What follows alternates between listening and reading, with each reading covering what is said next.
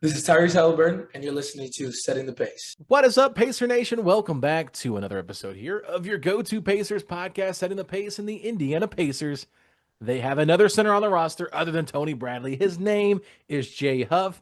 And July 5th, our good friend Mike J. Facci, he said, "It is National Jay Huff Day. I have never seen someone tweet so much about a center on a minimum contract than Michael J. Facci." Look, last week, y'all, Facci told me it was 4 days that he went without taking a shower, but this man had all the time in the world to tweet about Jay Huff. So I'm just trying to figure out, like, how do you balance your time, man? Look, I didn't think you were gonna out me for that. Just a busy week working, putting kids to bed, bathing them, and then like running up here and podcasting, and then trying to get back, spend a little family time. Yeah, it was a long week. It was a long, sweaty week. But at the same point, we got Jay Huff, man. We got him, and I didn't need much, but I needed something. I needed something out of these Pacers. And I didn't once that notification, that Shams notification hit, I went, Jay Huff. Well, let me look into this. And all of a sudden I was like, this man can play. He's got some bounce, he's got some rim protection, and he can stroke it from 3-point land. And I felt like this was a player that more fit what Indiana likes to do. And once I saw that contract, you know me, I've pinched a couple pennies in my time. All right. I've kept it on the cheaper side. That Jay Huff contract is as cheap as it gets, which means the potential is endless if this works out. Ultimate buy low, potentially, big reward type of contract. All right, I'm just going to go through and read your Twitter feed here quickly, just so everybody knows what you've been doing. So this is Facci's first tweet. Jay Huff is officially an Indiana Pacer, 7'1", period. Averaged nearly 7 points per game on 51% shooting and 40.5% from three on over three attempted per game in just under 12 minutes per game. In Huff's regular season finale, where he was given nearly 28 minutes of playing time, he dropped 22 points on 9 of 12 shooting, 6 boards, 2 steals, and 6 blocks. I won't oversell Huff, but I love the fact that he has size, rim protection, and three-point shooting capabilities. The next tweet, Jay Huff is under contract for the next 3 seasons. He'll make just $2.3 million this year. He'll make $2.6 in 2026-27, and as a team option for just $3 million in 27-28. This is potentially a really good value move on an extremely low risk trade for Indiana. I'm sold. ... So now, no receipt, nothing. Can't give him back. I sold. I put him in the bag, and I drove home, man. I got Jay Huff, man. I got him. I got to keep reading these. These are great. Last season, Huff was one of just 3 7-footers to shoot 40% on three-pointers while taking at least 200 attempts. He also ranked 24th in field goal percentage allowed on layups and dunks last season. Huff averaged 2.7 blocks per 36 minutes with Memphis and was named the G League's Defensive Player of the Year in 2023. Honest question. Ask yourself this. Where were you when the Pacers traded for Jay Huff? Make July 5th National Jay Huff Day. I had a bunch of people just telling me random locations of where they were at, what they were doing, and you will remember that. Someone was like, I was watching Jurassic Park. It's like, you're going to remember what you were doing when Jay Huff got traded to the Indiana Pacers. That I will tell you. And this is why people need to follow Facci on social media. I mean, look at these tweets. He said, there are some very interesting stats. Remember, no one is saying that Jay Huff is Turner or better than Turner, far from. However, he fits more of what Indiana like to do with Turner and will be given an expanded opportunity. Not going to lie, woke up with a little pep in the step. Okay? I did, and I had that since about game 6. So it's been a little bit. People are talking. It might be safe to say that we have the rest of the league and media huffing and puffing over this move. Sorry, I literally had to. I had to. I couldn't hold myself back from firing out that bad boy. Look, I mean, huffing and puffing. I mean, people were saying huffing and stuffing. Like, there is some good wordplay that can come off of this man's name. And I could see Quinn running wild with this one. I really could. Yeah, we had Andy Sweeney say Huff the Magic Dragon. Chandler said Jiggly Huff. We have Quinn Buckner when Huff blocks a shot. It's a huff and stuff. Someone make a low light reel for Huff so I can temper my expectations. How low are the lows? That's a tough take. I'm just dying. I said someone needs to suspend Facci's account. This is getting out of hand. I was going wild, man. I mean, look, as you guys can tell, I'm excited about Jay Huff. I probably already made him out into more than what he can be for this team. But I just feel like this is the type of move that it's like, you knew Indiana wasn't going to make a splash. You knew it. But it's like if you've been following this team long enough, you know they find these diamond in the roughs. They find these guys that really no one expected much of, and they get the most out of them. And that's what I feel like is Jay Huff is going to be next in line to get the most out of. No, he's not a former lottery pick or anything like that, but I just feel like he'll be used appropriately. And in a time where Indiana has a lot bigger money committed elsewhere, he's doing this for about $2.3 million this year. So, I mean, the expectations can't be too high. I'm not gonna lie though. After reading all your tweets, I mean, I felt like the Pacers got prime Kareem Abdul-Jabbar. I mean, look, you would if you didn't know who we got, you'd definitely be having some high expectations right now. But Jay Huff, man, we got to let it rip, and we had to bring on someone who knew him very closely. So we got a good guest coming on today, someone who follows, covers the Memphis Grizzlies and has watched a lot of Jay Huff and can break down the very specifics of his game. Yeah, Parker Fleming is going to be joining us here on the second segment of this episode, Facci, to talk about Jay Huff and kind of give us an idea of what he's like. Because look, when you're talking about a third string center for the Memphis Grizzlies that you traded for, when you really don't have anybody on the roster that you feel could be a starter quality big, even though you've got Tony Bradley under contract still with a non-guaranteed option, you do want to like make sure you get some depth. And we've been kind of talking about like what centers could the Pacers go out there and get. I don't think any of us had Jay Huff on the radar. There was a handful that I saw on Twitter, maybe like one or two. Then I even called this guy the prophet because he had said like 3 days ago the Pacers should trade for Jay Huff. They should call Memphis's GM and ask. And I'm like, that's a great pull. I remember last year, just every single national media person that I was watching on social media talk about the Grizzlies, they would always say, man, Jay Huff is given some really good minutes. And so I'm like, okay, like I don't really know anything about Jay Huff, but I do remember when we were looking for a backup big, I'm like, could Jay Huff be a name? I don't think I brought it up on the podcast, but I'm just kind of like thinking in the back of my head, like that's a minimum guy under contract for the next 3 years, So I think that's really nice to see. But yeah, it's interesting. I'm excited though. I think that it's a very quality pickup.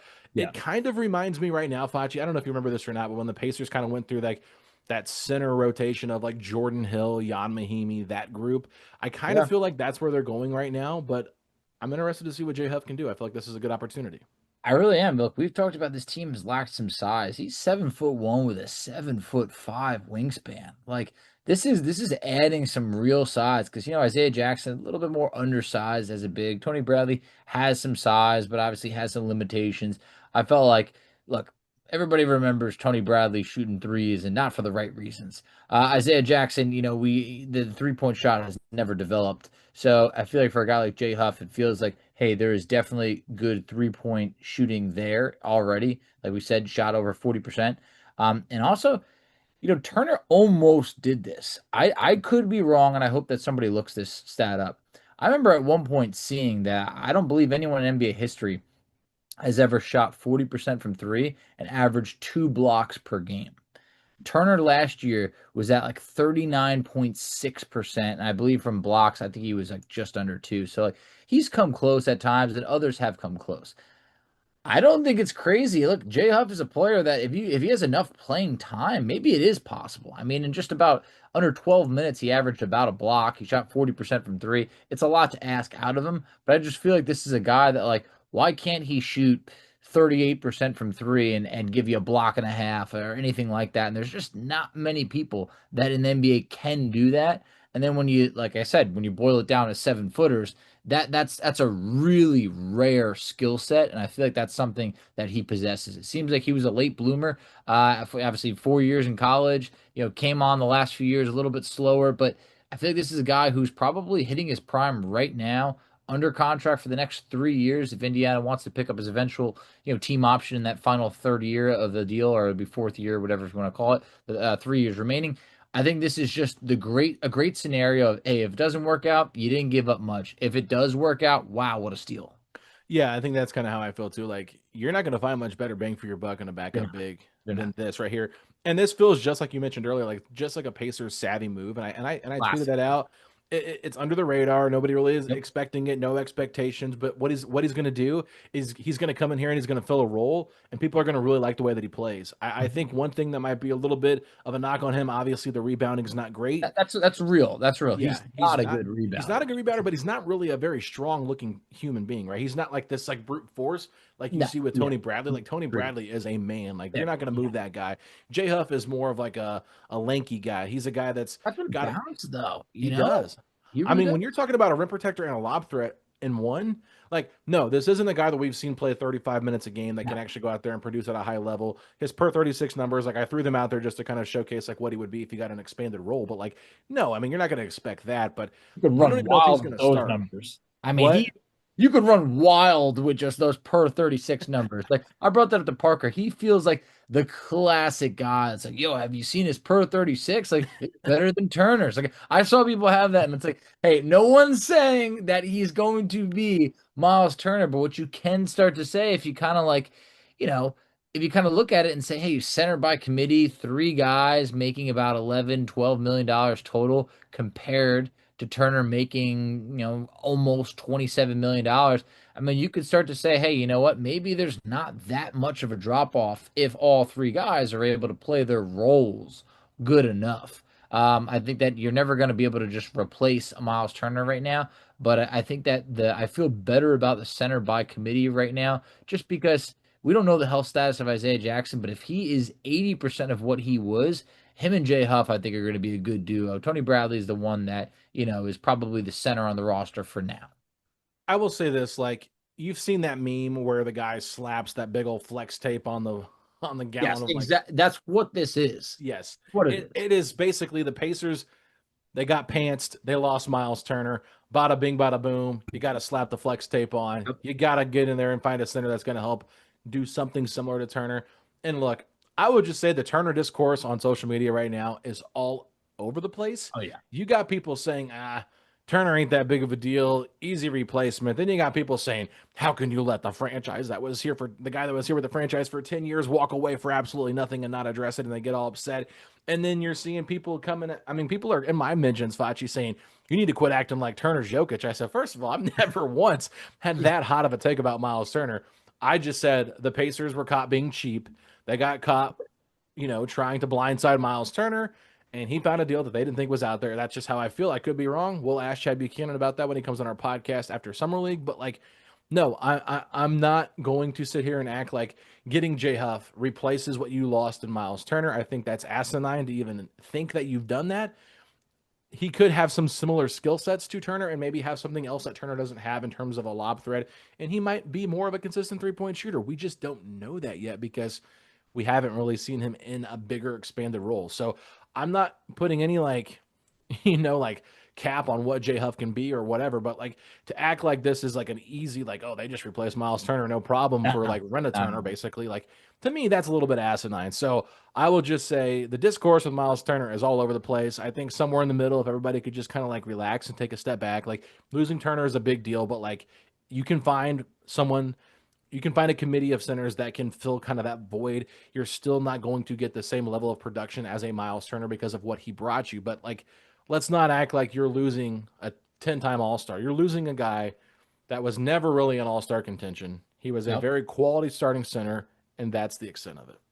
I mean, look, I don't want to kick a guy while I was down or this, that, but like as good as people heralded, Turner being this unbelievable defender, he never made an all defensive team. Never happened. So really good shot blocker, real good 3-point shooter. The last couple of years he stayed healthy. I mean, Turner's contributions to Indiana will never be forgotten.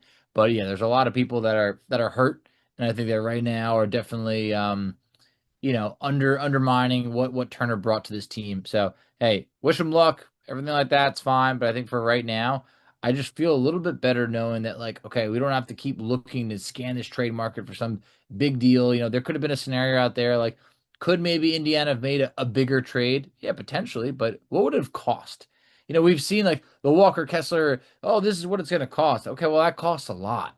And then there's the contract. Like, if Jay Huff is able to have an expanded role and just be a quality backup big, Indiana can kick the center, can down the road a little bit and see, like, Mhm. what if Isaiah Jackson does work out? What if Jay Huff does take a step forward? Now, all of a sudden, those two guys could be combining to not really make that much money, long term. So we'll see what happens. I'm excited about this for the time being. I still don't expect Indiana to make any other real splashy moves. Maybe just kind of round out this roster a little bit with maybe like a minimal contract or two or anything of that sort. But we'll see. And also, hey, I'm excited to just have some real stuff to talk about, whether it's Jay Huff today, Summer League later in the week. There's things to start to get excited about. We, as Pacer fans, can start to heal a little bit. We're healing, Fox. We're trying to get healing, through. yeah. We're excited about the next thing. The Cam Jones news was made official today as we're recording this. So, exciting times. He'll be with the Summer League roster. I know he wasn't on the People original were Summer getting League shook. roster. People were did getting not know shook. what to think. They're like, where's I Cam know. Jones? What's No, going Cam on? Jones. Like, how could he miss this opportunity? It's like, everything's gonna be all right. We've seen this before. I hate how that's how it works, but when you involve like cash in deals, it can't be approved until like the whatever you want to call it, like The moratorium, which is July exactly. 6th. Yes. Yeah. Yes. And that is today. So he's going to be out there in Summer League. That's going to give us a lot to cheer about. I'm excited. I want to see, Talon Peter as well. There's going to be some other names I'm really pumped to see. All right, I got to ask you here, Facci, because we saw the numbers revealed. Jay Huff will wear number 32, which is previously worn by Gabe York, I believe was the last person to wear 32. Yep, correct. I know Josh McRoberts wore 32, and that's kind of someone I've compared Jay Huff to because I do kind of see some similarities there. But Cam Jones is wearing number 7. I know. In years, How does that make you feel? Does it feel icky? In years, it made me upset, but 7's getting passed around now. Like, I was upset when Buddy Hield had. I don't know. I was upset when Malcolm Brogdon had it because there was just something about Malcolm Brogdon where I feel like we tried to make him the guy. Like we did. We tried. It was oh my God, hey, even though it was a restricted free agency, it was like viewed as like, hey, this is one of the biggest signings Indiana's ever had. When they gave him number 7, I was actually like very upset. When number 7 went to Buddy Hield, like the blow had been cushioned, it had already been worn. But then obviously now we're on Cam Jones. I wanted to just be like hey, you know what?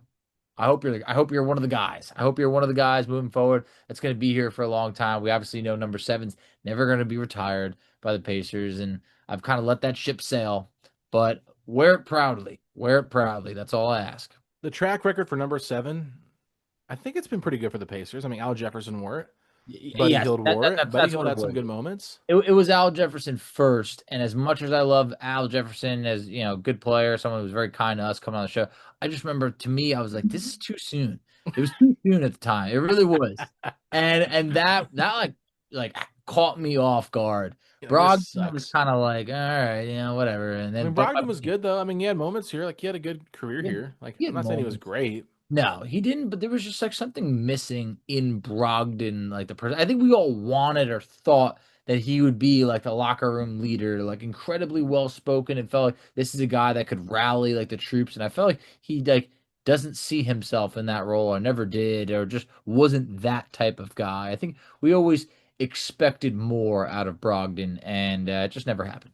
For sure. All right. Well, we have rambled here enough in this first segment. So let's go ahead and take a quick commercial break. When we come back, we're going to be joined by Parker Fleming to talk all things in depth with the one and only, the Great White Hope, number 2, Jay Huff. Joining us now on Setting the Pace is a good friend of the show. It is Parker Fleming, and he has a great Substack, substackelitis.substack.com, where you can check all of his work covering the Memphis Grizzlies. Parker Fleming, my man. Here we are. We're here to talk about the Pacers' newest addition to the team, a guy that had a very productive season for you in limited role, the one and only, the Great White Hope, number 2, Jay Huff. Talk to us a little bit more about Jay Huff. What are the Pacers getting in this center? I'm going to be completely honest. I did not anticipate in my off-season plans that I'd be doing a podcast strictly about Jay Huff, but here we are. But no, with Jay Huff, I had categorized him as he's like a relief pitcher, where he'll come in for an inning or two and he may throw some heat, get you 3 strikeouts, 3 down, get you through an inning, but then sometimes it's a little chaotic, but at the very least, he's going to provide a lot of fun, provide a lot of flash, and with Jay Huff, like, you're gonna hear everything. Like you're gonna see everything. You're gonna see reverse dunks. You're gonna see him just like letting it fly from three. I actually put up this stat query because it popped up to my head. Since the 2014-15 season, there have been only, let's see, one, two, three, four, five, six, 7-footers that have shot 40% from three in a season and shot 200 or more threes in a season. It's Karl Anthony Towns, Kristaps Porzingis, Dirk, Lauri Markkanen, Channing Frye, and Jay Huff. So Love it. he's going to provide a lot of floor spacing. He's going to block some shots here and there. I just think with the way the Pacers play, they play fast. They try to get early offense and they try to space the floor, try to do a bunch of unconventional stuff. And I think that's just stuff that could fit for Jay Huff, especially for a team that is really needing some center depth with Myles Turner's exit from free agency, but also, too, if y'all bring back either of Isaiah Jackson or James Wiseman, like those are young big men that don't really space the floor and they're coming off of Achilles injuries. So I think this is a really good flyer for Indiana. I think you are getting a good one with Jay Huff. Pacer Nation was kind of starved, to see what are they going to do at center. We saw a lot of I wouldn't say bigger names, but a lot of the more established names were flying off the board. And then it got down to your Al Horfords and your older bigs that maybe didn't make a lot of sense. But for Jay Huff, this is a guy who averaged about 7 points per game, about 2 rebounds, about a block per game. But he did this in under 12 minutes, shot over 50% from the field, over 40% from three, like you talked about. Does this feel like maybe the classic per 36-minute guy where if you did give him the playing time, you did extend, his minutes, all of a sudden it looks like this could be, quite the player right here. This is kind of the case study for an enhanced role for Jay Huff because there's an opening at the center position and his per 36 numbers are encouraging. Like last season, per 36 minutes, 21 points, 6 rebounds, a little under 3 blocks, and he shot 9.6 threes per 36 minutes. That's a lot of production. It is. But yeah, we'll see. It's one of those things that with this, there's always why did he average 12 minutes a game? And for him, it was just he doesn't provide a lot of the traditional big man stuff, which is why the Grizzlies moved on from him and signed Jock Landale on Saturday. He's not an effective screener. He's more of like the ghost screener with that slip out to the perimeter. He's not this prolific playmaker or anything. And while he could block shots, he's more of a weak side rim protector. Like I don't know how he's gonna really hold up as an anchor because he's not the most physical big man. That also shows on the glass as well. But I mean, again, with how the Pacers kind of run their offense, they have multiple screeners. They'll probably run a lot of 2-man actions this year with Andrew Nembhard and Pascal Siakam with Tyrese Halliburton out.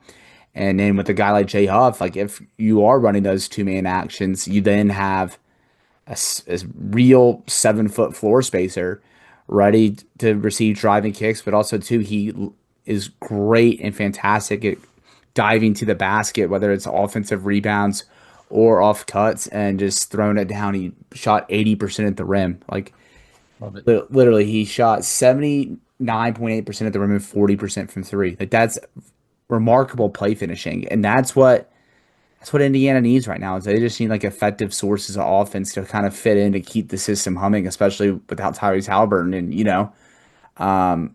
may not provide what you're going to be missing with Myles Turner, but can he just provide a different flavor to where maybe him and Jackson and Grant, I don't know the whole free agency situation, but Bradley or Thomas Bryant, can they just do something in the aggregate, or more Pascal Siakam, more Jarice Walker? Like it's going to be an aggregation thing with Myles Turner, but I think with his shot blocking and his offensive production, Jay Huff can be a cog in doing so.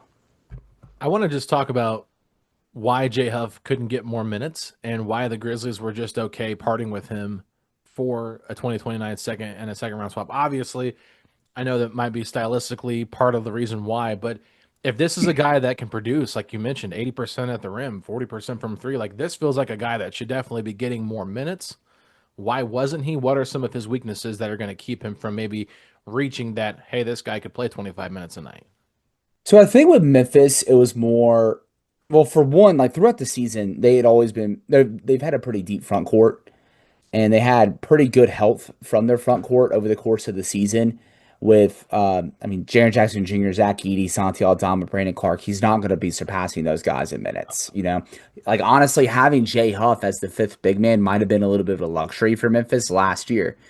But with the coaching change, with Thomas Isolo taking over, they're going to run a lot more ball screens than they did last year. Last year, the nerd NBA Twitter was how the Memphis Grizzlies were running the fewest amount of ball screens by a landslide. Now that they're bringing that back, that doesn't really fit Huff's game. But also too, Zach Edey's going to be out for an undisclosed amount of time with a ankle surgery. They did a reconstruction of his ankle after several ankle sprains over the last calendar year. Brandon Clark is coming back from another lower body injury with, I think it's a sprained MCL. And then Jaren Jackson Jr. got the news of that he has turf toe. And, now you're down to just Santi Aldama and Jay Huff. And even if Jackson and Clark are back relatively early in the season, whether that's opening night or within the first week, they still kind of need that traditional big man to take Edey's spot for the time being.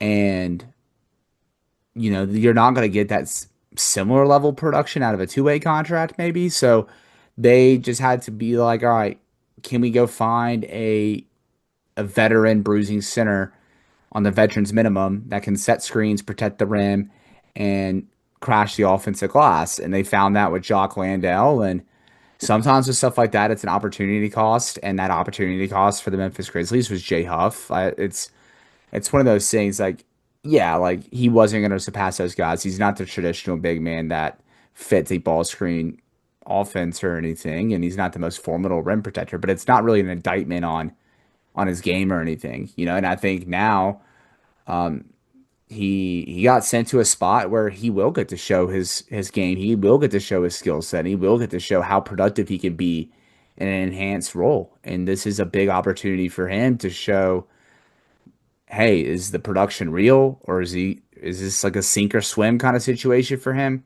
So yeah, I'm excited for Huff with this. And it was just a year, but I enjoyed the Jay Huff experience in Memphis. It was just one of those things that at this time it didn't make sense anymore. I was actually talking with Alex about this on before the show. It's like with some of these guys, especially the guys that come up from the G League, those guys kind of get cycled through almost yearly.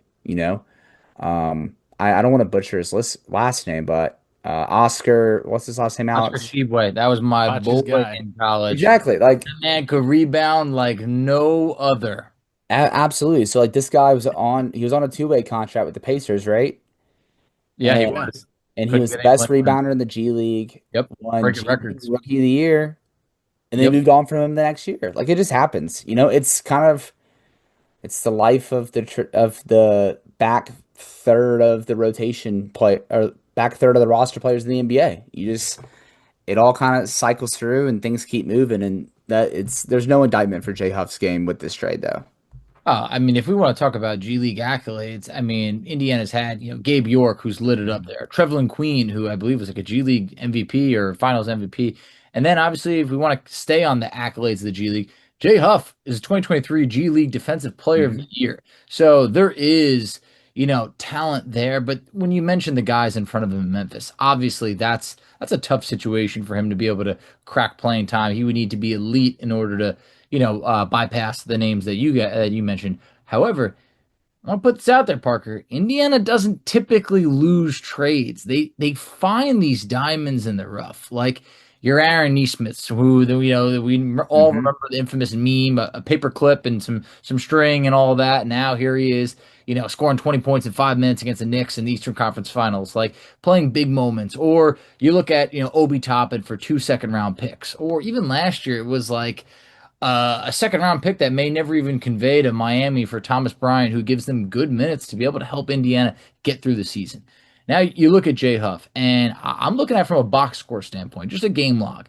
When he was given 15 minutes or more, he had plenty of games where he did produce double-digit points. Doesn't seem like he's a good rebounder, maybe never will be. But do you feel that there is more to his game than being just, say, that third-string center? Could this be someone that could push to be maybe a starting center, even if it's just for next year with Indiana, knowing that they have Isaiah Jackson coming off a torn Achilles, Tony Bradley, where there's no long-term investment? Like, is this at least, hey, he might not be a starting center, but he could be your, like, the backup big on your team?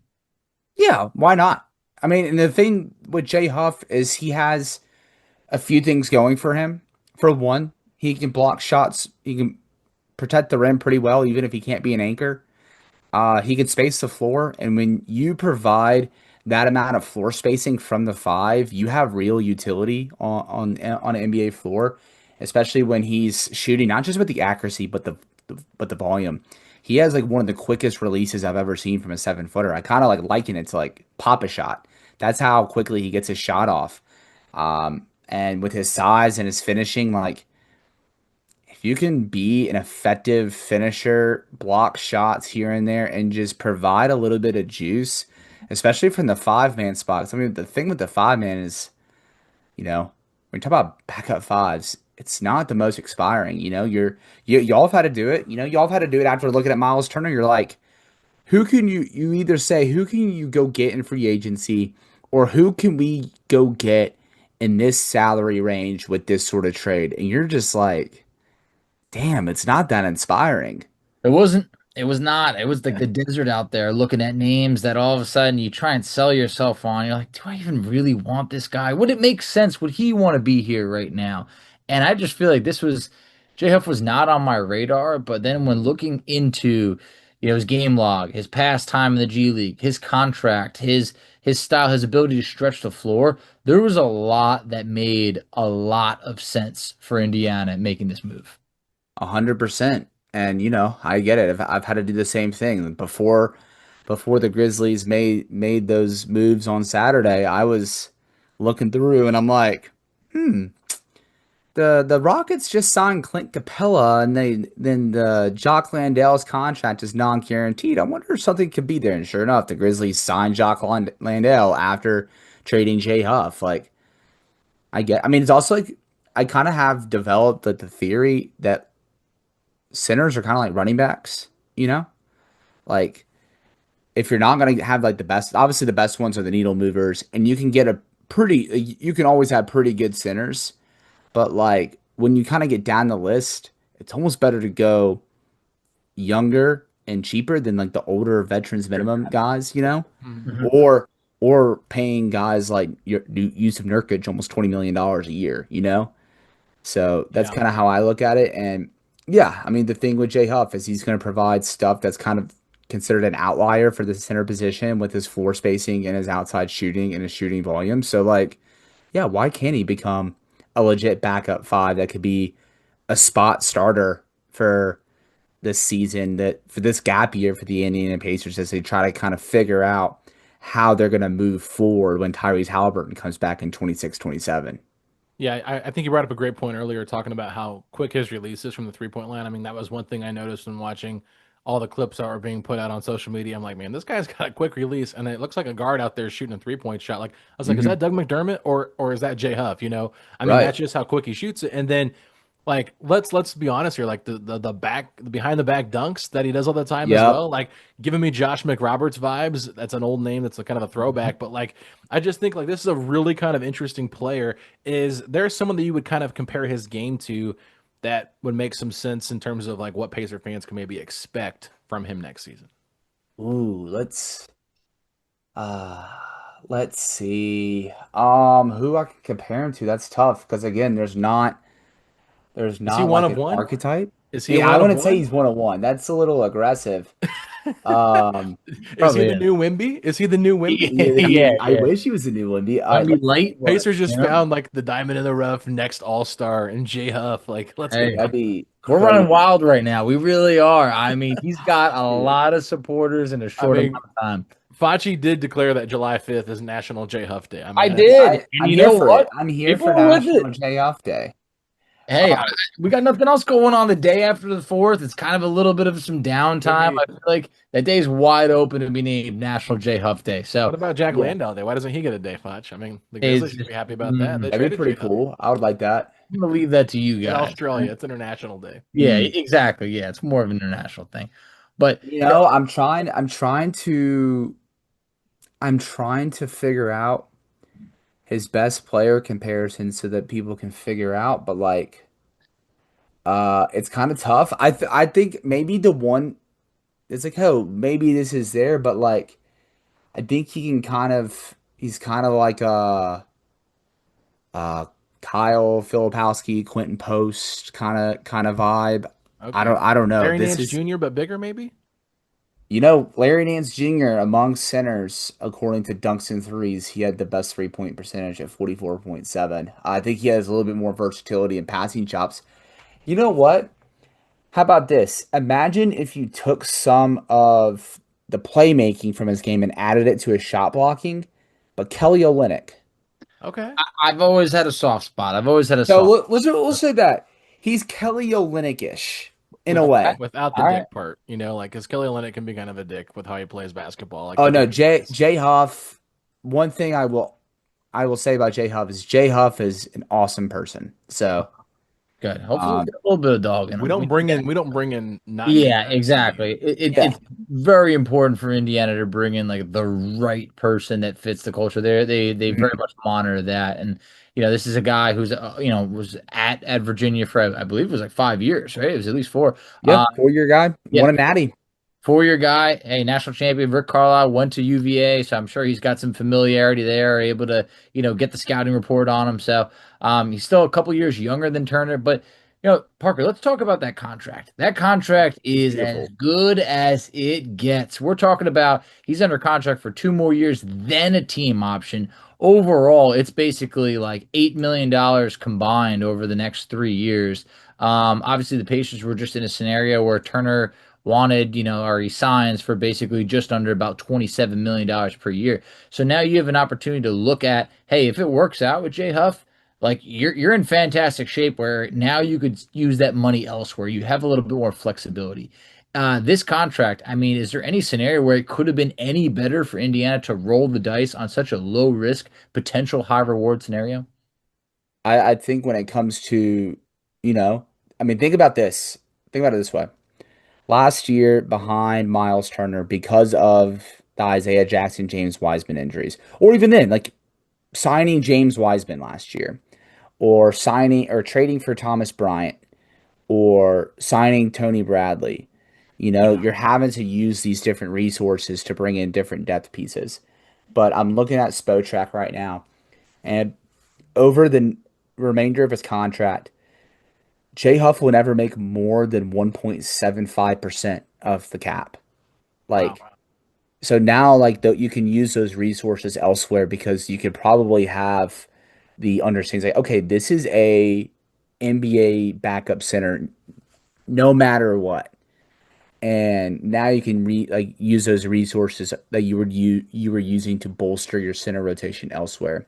But also too, you're getting that contract for the remainder of his prime. If you opt into that team option in 27, 28, when he's a free agent in for the 28-29 season, he's 30 years old. So like you've already kind of gotten your best bit of Jay Huff in this contract. The Grizzlies had kind of made a habit of these. I call them like they're similar to like the Sam Hinkie process deals where they would be using bits of the mid-level exception to basically sign these guys above the minimum, but also not cap themselves on how many years they can be signed to their contracts.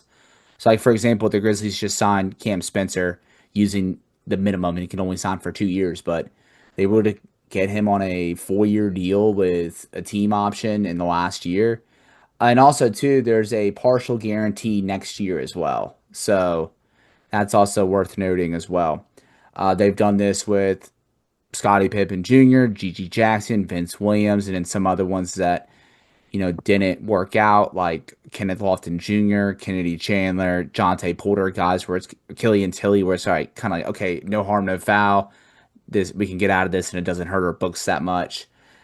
They did it with John Conchar before his extension, and Jay Huff was on his way to being another Grizzlies developmental find or scouting find, and they at the end of the day, no matter what, even though they traded him, they developed him to the point where teams around the league wanted him, and the Grizzlies were able to get a second round pick in return for him. So, win-win all around. But yeah, the contract is fantastic, especially if the production continues to hold even when his role increases. I will say last year when the Pacers did lose Isaiah Jackson and James Wiseman, Jay Huff was a name that people were kind of throwing around as a potential person the Pacers could target in a trade to go get to back up Myles Turner. But everything I saw about Jay Huff last year, like from every national person that was writing about the Grizzlies or just talking about the Grizzlies, like they always had positive things to say about Jay Huff. So I don't really think I've heard too much negativity about Jay Huff. It's just a matter of small sample size, more of a backup big.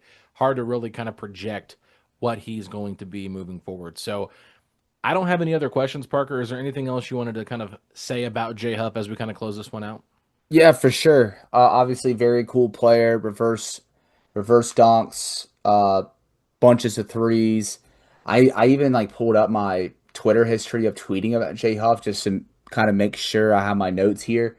But in a game against the Lakers last year, this was his stat line in 13 minutes of play: 11 points, 3 rebounds, 4 assists, 4 of 7 shooting, 3 of 6 from three, 1 block. Like that's just Jay Huff when he's on. Like that's his kind of night. He has this amazing per-minute production, but also just a very cool dude. He was always really good to the media, talking to us. Just whether it was in the interview or not, he would be conversational with us. One thing that's really cool is he typically actually wears shoes that like Nike shoes that his wife designs. His wife is an artist, and does like custom sneakers and stuff like that. And Jay Huff rocks his wife's sneakers, so it's really cool. But yeah, very cool player. I'm excited for him to get this opportunity in Indiana, where he's in a situation that not only kind of fits his skill set a little bit more than what Memphis had evolved to, but also too he's getting a chance to show how productive he could be in a larger role. Just as we kind of wrap up, just a couple of stat lines that we saw, or just like scoring at least, 18 points in 19 minutes against Orlando. We saw that. 20 points in 14 minutes against Philly. There was plenty of other double-digit scoring performances. But the last game of the season, I thought was pretty awesome. Obviously, last game of the regular season is when you get those crazy stat lines, like anything could happen. And that's when he dropped 22 points, 6 boards, 6 blocks, 9 and 12 shooting. I mean, just against Dallas, it really leaves you on that, like, hey, you know what? Maybe there's a little bit more here. We've also seen some guys like Kenneth Lofton, who you're familiar with, drop 40 points in the last game of the regular season. So anything could happen there. But my last question for you. Obviously, the Pacers struck out, or however you want to call it, with the Myles Turner situation. Big money. 4 years, $107 million. Clearly, there were some questions. Indiana not really wanting to be, they're hesitant to be a tax team. Other scenario is now you have 3 centers basically being paid about $10 to $12 million for next year.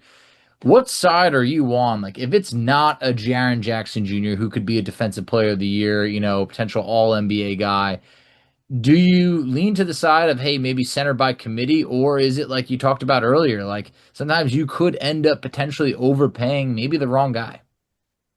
I think it's one of those things, so you can kind of have this luxury of doing it by committee, and you just go with the matchups. There could be a matchup. Like hypothetically, let's say like Charlotte or Detroit, or let's just say Charlotte for now. Charlotte or the Warriors, teams that you don't really know the center position state right now, but you can kind of get away with playing Jay Huff because there's not that presence on the glass. But also too, like let's say you're playing Charlotte, or not Charlotte. I just said Charlotte. Detroit or Utah, where there's going to be a little bit more physicality on the glass with guys like Walker Kessler and Jalen Duren. You can go with Isaiah Jackson. Or, hey, we need this guy to guard the Jokic's or Embiid's of the world. And then you throw out, they're not the best defender, but Tony Bradley or Thomas Bryant, they're just bigger bodies. Like they can kind of handle that a little bit more than Jackson and Huff. They can enter a really cool situation where it's like, hey, let's just do a center by committee, throw different stuff out there, be a little bit more matchup dependent. I mean, again, the Pacers are like one of the most unconventional teams that we've seen, especially since, they're a team that kind of bucked the trend of slowing down the pace in the playoffs. They kept their foot on the gas, and it almost took them to an NBA championship. Very close. With Rick Carlisle at the helm, and especially kind of navigating this gap year without Tyrese Halliburton, like there's nothing to lose. They can be unconventional and just try stuff. They may get to January or February and be like, oh wait, we unlocked something with Jarice Walker kind of being the 5 with Siakam at the 4. Maybe that could be what they do, So, and what better way to try stuff like that than a center like Jay Huff that is fired 200 threes in a season at a 40% clip. So I'm fired up. I really am. I'm telling you right now, Parker. July 5th might be a day that just regrets. It very well might, but you know what? I'm happy for him. I really am. I think the guy's stepping into a really good opportunity. I think there's only so much you could show behind the names that you mentioned, and I think he showed enough for Indiana to go out there and go get them. I think that this was like when we didn't expect the Pacers to do much. I think they might have knocked this one out of the park. And obviously, it's recency biased. We gotta wait and see what this man does on the court. But I do think an expanded role could do him wonders. So, hey, I really appreciate you coming on the show today. Thanks a lot for dropping the knowledge on us for Jay Huff. Obviously, Pacer fans, we're not really paying too much attention to him. So I appreciate you bringing the nitty gritty on those details. Yeah, 100%. It was great talking with y'all about Jay Huff. I hope that he provides a lot of reverse dunks and pop shot threes to Indiana to keep things afloat in the gap year. But yeah, I will say it was very fun to get a sense of what it's like being an Indiana Pacers fan through y'all's playoff run. It was fantastic. Y'all got a really fun team to root for, and y'all restored the magic of playoff basketball and how it should be discussed and how it should be covered and the excitement of these games. So yeah, I appreciate y'all having me on the show, and best of luck with the 2025-26 season. Yeah, same to you. And real quick, just before we let you go, let everybody know where they can find you at on social media and anything you'd like to plug with your Substack. For sure. So yeah, you can find me on X, on Twitter at Paca_Flocka. I'm on Blue Sky too, Paca Flocka. I don't know if people are still on that, but some people are. My Substack Elitis. It's a free Memphis Grizzlies NBA draft Substack. So there's no paywall, but if you decide to be a paid subscriber, all financial support goes to St. Jude Children's Research Hospital. Cool. For my wife. So, and then on my Twitter, I have my NBA draft guide. So, y'all can check that out if y'all want to see my thoughts on Memphis native, new Indiana Pacer, Cam Jones. There we go. Yeah, check that out. So, hey, Parker, we appreciate you coming on. I don't think this will be the last time. So, thanks a lot, and good luck this season. Absolutely. Thanks, guys.